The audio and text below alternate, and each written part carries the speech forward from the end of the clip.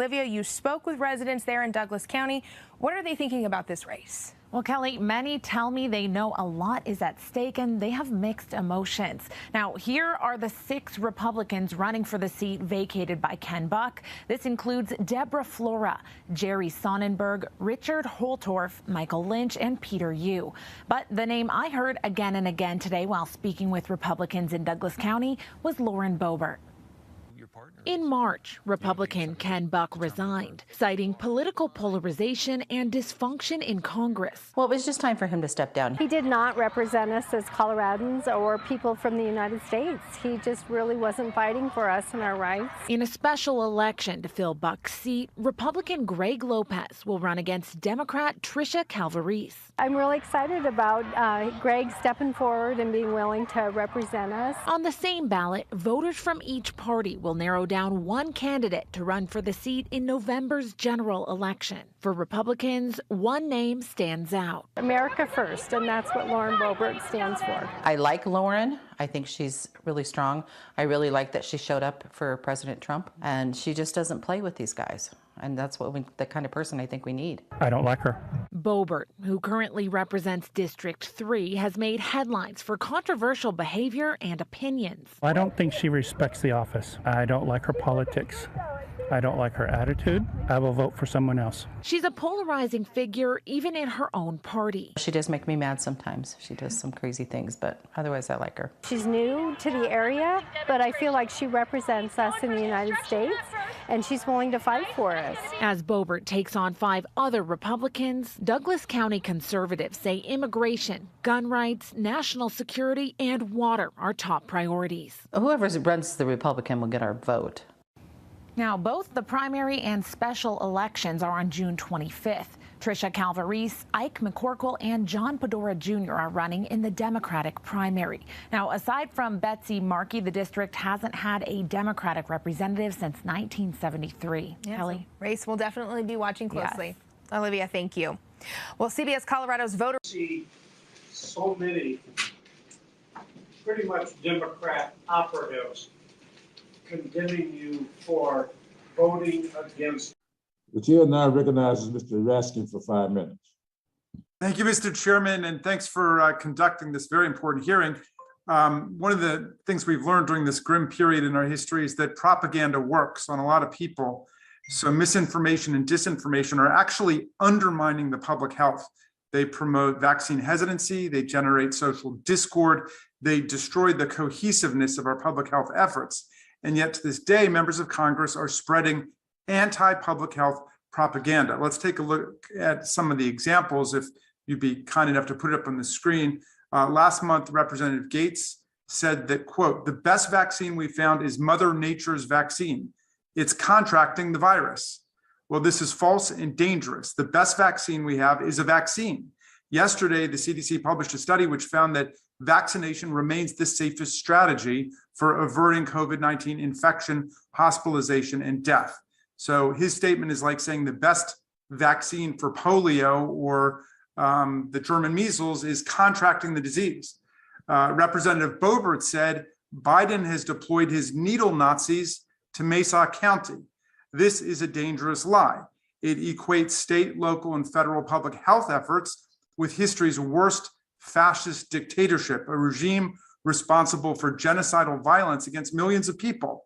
The analogy is an affront to millions of doctors, nurses, and medical personnel and government workers on the front lines of the struggle to protect us against COVID. And it's an insult to the memory of millions of people slaughtered by the Nazis. Representative Marjorie Taylor Greene told her supporters, quote, "Biden is going to homes to push shots, just say no." This kind of propaganda and anti-public health advocacy has created dramatically higher vaccine hesitancy among Republicans than Democrats, and even contributed, as we heard from Governor Inslee, to the disproportionate rates of COVID-19 deaths among Republicans. And finally, as the Omicron variant was spreading, the House Judiciary Committee Republicans amplified false insinuations about the effectiveness of booster shots, tweeting, "If the booster shots work, why don't they work?" These are just a handful of numerous examples of politicians spreading dangerous misinformation and confusion. Governor Polis, do you think that false statements like these have undermined vaccination efforts in your state? What have you done to combat them? Look, I think that everybody should look at the data and make factual statements. Obviously, we have free speech in our country, but we've seen the danger in the tunnels of misinformation that people go down, spread often through social media, sometimes amplified by people in positions of power and authority. I hope that everybody takes a hard look at the data and uses whatever soapbox they have, however large or small, to really use a fact-based approach to save lives and move past this pandemic. And Mayor Bowser, what would you say to fellow elected officials who continue to spread propaganda that discourages Americans from getting vaccinated or from wearing masks?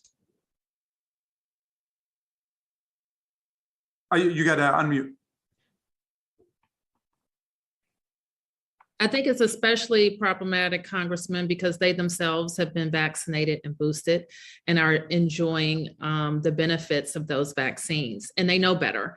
And they also probably more than most of their constituents know of people who have suffered and died because of this virus. Nobody should die in our hospitals attached to a ventilator and have to say goodbye to their families when there is a safe and effective vaccine. And we all need to be saying that. We've heard it said that the vaccine should stop. Public health has always said that the vaccine was effective against serious illness and hospitalization and death. That has always been the promise of the vaccine, and it is working. Thank you. Governor Inslee, about 75% of coronavirus deaths in your state since February of 2021 have been among unvaccinated people. And a study conducted last year found that the highest rates of coronavirus death in Washington state were concentrated in the 15 most Republican counties, which is an alarming statistic. How do you account for this dramatic divide, and what does it tell you about what we need to do? Well, number one, you mentioned at the outset that propaganda works. Propaganda worked, in the 40s, but it works 100 times more now because of the internet and the algorithms that we have and the ability of the internet to spread a lie. If a lie went 25 miles an hour 2 decades ago, it goes 250 miles an hour now. And we have seen the impact of that. Just some of the quotes you showed up are certainly some of the egregious things. But listen, we have a guy who's been appointed by the Republican Party to sit on the subcommittee on the coronavirus crisis, Congressman Jordan. He's been given by the Republican Party a soapbox to talk about this. And he comes before this committee and spends his 5 minutes basically saying, you shouldn't trust science. You shouldn't trust the CDC. You shouldn't trust people who tell you vaccine works. And that's what the Republican Party put up as their spokesperson. We need the Republican Party to take some responsibility here and not put their members who are spreading this dangerous filth to America. And I'm urging all Republicans of good faith to do that. Thank you. And Mr. Chairman, we've got to stop inflaming people's misunderstandings with propaganda, with conspiracy theory. Let's invest in the health of all Americans. Thank you for this hearing, and I yield back. Thank you, Mr.